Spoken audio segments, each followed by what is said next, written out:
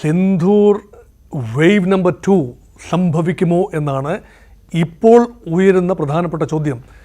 24 ഭീകര ക്യാമ്പുകൾ അതിർത്തിക്കപ്പുറത്ത് ഐഡൻറ്റിഫൈ ചെയ്യുകയും അതിൽ 9 എണ്ണം സെലക്ട് ചെയ്ത് വളരെ പ്രതീകാത്മകമായി കൃത്യമായ സർജിക്കൽ പ്രിസിഷനോടുകൂടി തന്നെ നമ്മൾ ആഗ്രഹിച്ച ഇടങ്ങളിൽ ആക്രമണം നടത്തുകയും ചെയ്യാൻ കഴിഞ്ഞു.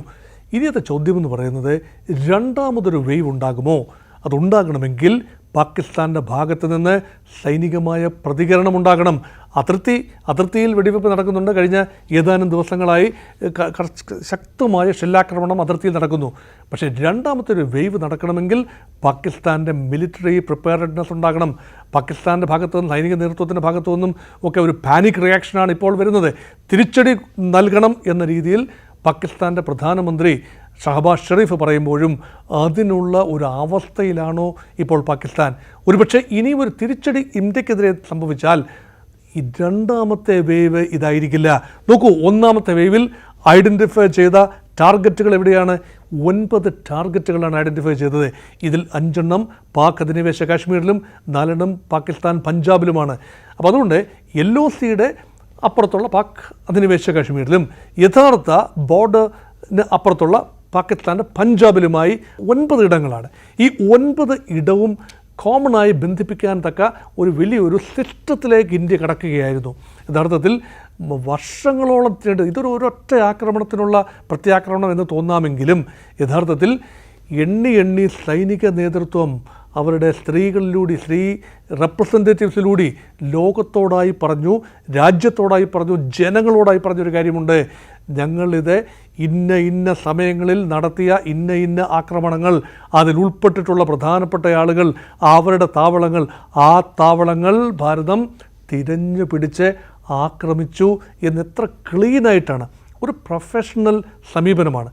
ഇത്രയും കൃത്യമായ തിരിച്ചടി കൊടുത്ത സ്ഥിതിക്ക് അതവിടെ അവസാനിക്കേണ്ടതാണ്. ഇവിടെ ഉയരുന്ന പ്രധാന ചോദ്യം, പാകിസ്ഥാന്, അതിബുദ്ധിയുള്ള പാകിസ്ഥാന് വിവേകമുണ്ടോ എന്നതാണ്. പാകിസ്ഥാൻ ഇന്നത്തെ ആഭ്യന്തര ഒരു സാമ്പത്തിക അവസ്ഥ എന്ന് പറയുന്നത് ഒരു തിരിച്ചടിക്ക് ഉതകുന്ന ഒരവസ്ഥയല്ല. കടക്കെണിയിൽപ്പെട്ട് ഉഴലുകയാണ്. അതുമാത്രമല്ല, IMFൻ്റെ ഒരു ബെയിൽ ഔട്ട് പാക്കേജിലാണ്. 24 പ്രാവശ്യമാണ് കഴിഞ്ഞ ഒരു 78 വർഷത്തിനുള്ളിൽ IMF ബെയിൽ ഔട്ട് പാക്കേജിലേക്ക് പാകിസ്ഥാൻ നീണ്ടത്. അതുകൊണ്ട് യുദ്ധത്തിലേക്ക് കൂടുതൽ റിസോഴ്സസ് ഡൈവേർട്ട് ചെയ്യേണ്ടി വന്നാൽ പാകിസ്ഥാൻ്റെ അവസ്ഥ പരമദയനീയമാകും എന്ന ഒരു യാഥാർത്ഥ്യം പാകിസ്ഥാനെ തുറച്ചു നോക്കുന്നുണ്ട്. അതൊന്ന്. 2, പാകിസ്ഥാൻ്റെ സൈന്യത്തിൻ്റെ മൊറാൽ അത് വളരെ ലോ ലെവലിൽ നിൽക്കുകയാണ്. പാകിസ്ഥാൻ മിലിറ്ററി ജനറലിനെ സംബന്ധിച്ചിടത്തോളം അദ്ദേഹത്തിന് ഒരുപക്ഷെ പ്രസിഡൻ്റ് ആകാനുള്ള ഒന്നാന്തരം അവസരമാണ്. ഒരു പൂർണ്ണ യുദ്ധത്തിലേക്ക് നീങ്ങുകയാണെങ്കിൽ സൈനിക നേതൃത്വത്തിന് തീർച്ചയായും രാഷ്ട്രീയ അധികാരം ഏറ്റെടുക്കേണ്ടി വരും. ജനറൽ അസിം മുനീർ പാകിസ്ഥാൻ്റെ പ്രസിഡൻ്റായി ചുമതല ഏറ്റെടുക്കാനുള്ള സാഹചര്യം ഒരുങ്ങും. അത് അദ്ദേഹം ആഗ്രഹിക്കുന്നുണ്ടെങ്കിലും പാകിസ്ഥാൻ്റെ ഒരു എലീറ്റ് വിഭാഗമായ ഫൈറ്റിംഗ് ഫോഴ്സിലെ ഉന്നത ഉദ്യോഗസ്ഥന്മാർ അവരുടെ സേഫ്റ്റി കൂടെ നോക്കണമല്ലോ. രണ്ടാം വേവ് ആക്രമണം ഉണ്ടാകുമോ എന്നതായിരുന്നല്ലോ നമ്മുടെ ചോദ്യം. ഒരുപക്ഷെ ഒന്നാം വേവിൽ ഏറ്റവും അധികം ആശ്വസിക്കുന്നത് പാകിസ്ഥാൻ്റെ സൈനിക നേതൃത്വമാണ്. യഥാർത്ഥത്തിൽ ഒരു സൈനികനെയും ടാർഗറ്റ് ചെയ്തിട്ടില്ല. സ്വാഭാവികമായി നമുക്ക് ആലോചിക്കാം, ഒരു യുദ്ധം വരുമ്പോൾ സൈനികരെയാണ് ആദ്യം ടാർഗറ്റ് ചെയ്യുന്നത്. പക്ഷേ യുദ്ധം പാകിസ്ഥാനോടല്ല. ഇന്ത്യ ആവർത്തിച്ച് പറഞ്ഞു, ഈ പോരാട്ടം പാകിസ്ഥാനോടല്ല, പാകിസ്ഥാൻ്റെ ജനതയോടല്ല, ഈവൻ പാകിസ്ഥാൻ്റെ സൈന്യത്തോട് പോലുമല്ല. പാകിസ്ഥാൻ്റെ സൈന്യം സൃഷ്ടിച്ചെടുത്ത ഭീകരന്മാരുണ്ട്. ആ ഒരു നെക്സസിന് നേരെയാണ്. ആ നെക്സസിൻ്റെ ഏറ്റവും ആദ്യത്തെ വിസിബിൾ എലമെൻ്റാണ് ലഷ്കർ ഇ തോയ്ബയും ജയ്ഷെ മുഹമ്മദും ഹിസ്ബുൾ മുജാഹിദീനും. ഈ 3 ഭീകര സംഘടനകളുടെ കേന്ദ്രങ്ങളിലേക്കാണ് ആക്രമണം വ്യാപിച്ചത് എന്നോർക്കുമ്പോൾ യഥാർത്ഥത്തിൽ അടുത്ത റൗണ്ട് വന്നാൽ next level Sindoor number 2 wave second wave of Sindoor 2.0 അങ്ങനെയൊക്കെ പറയാം. അങ്ങനെ വന്നാൽ സൈനിക കേന്ദ്രങ്ങൾ, വ്യവസായ കേന്ദ്രങ്ങൾ, സാമ്പത്തിക ഇടങ്ങൾ, സാമ്പത്തിക തലസ്ഥാനങ്ങൾ എന്നുവേണ്ട സകല ഇടങ്ങളും ആക്രമണ വിധേയമാകും. അതുകൊണ്ട് next target can be army എന്ന ഒരു ബോധം ആർമിക്കുണ്ടെങ്കിൽ ഒരിക്കലും എസ്കലേഷനിലേക്ക് പോകില്ല. 2 രീതിയിലുള്ള എസ്കലേഷനാണ് ഇവിടെ സംഭവിക്കുന്നത്. ഒന്ന് വെർട്ടിക്കൽ എസ്കലേഷൻ, അതിവിടെ സംഭവിച്ചിരിക്കുന്നു.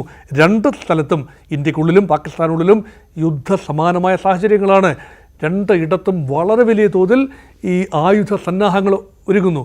അതേസമയം രണ്ടാമത്തെ ഒരു ലെവലുണ്ട്, ഹൊറിസോണ്ടൽ എസ്കലേഷൻ. കൂടുതൽ രാജ്യങ്ങൾ ഈ രംഗത്ത് വരുന്ന ഒരന്തരീക്ഷം അതെന്ത് വില കൊടുത്തും ഒഴിവാക്കണം എന്നാണ് ഐക്യരാഷ്ട്ര സംഘടനയും അമേരിക്കയും അന്താരാഷ്ട്ര സമൂഹം ആവശ്യപ്പെട്ടിരിക്കുന്നത്. അതുകൊണ്ട് പാകിസ്ഥാന് പിന്തുണയായി നിരനിരയായി ഇസ്ലാമിക രാജ്യങ്ങൾ വരും, അല്ലെങ്കിൽ ചൈനയുണ്ടാകും എന്നൊക്കെയുള്ളത് വ്യാമോഹമായി അവശേഷിക്കാനാണ് സാധ്യത. അതുകൊണ്ട് രണ്ടാം വേവിലേക്ക് പോയാൽ ഇന്ത്യക്ക് സർവാധിപത്യമായിരിക്കും ഉണ്ടാവുക. അതുകൊണ്ട് എനിക്ക് തോന്നുന്നത് ഒരു പ്രത്യാക്രമണം നടത്തിയാൽ പോലും ഒരു ചെറിയ സിംബോളിക് ലെവലിൽ എവിടെയെങ്കിലും കൊണ്ട് 4 ബോംബിട്ടിട്ട് പോകും എന്നതിനുപരിയായ ഡാമേജുകൾ ഇൻഫ്ലിക്റ്റ് ചെയ്യാൻ പോകുന്നതിന് മുമ്പ് പാകിസ്ഥാൻ 1 അല്ല 2 അല്ല 100 വട്ടം ആലോചിക്കും. അതുകൊണ്ട് let us assume that Sindhur operation number 2 may not happen at all.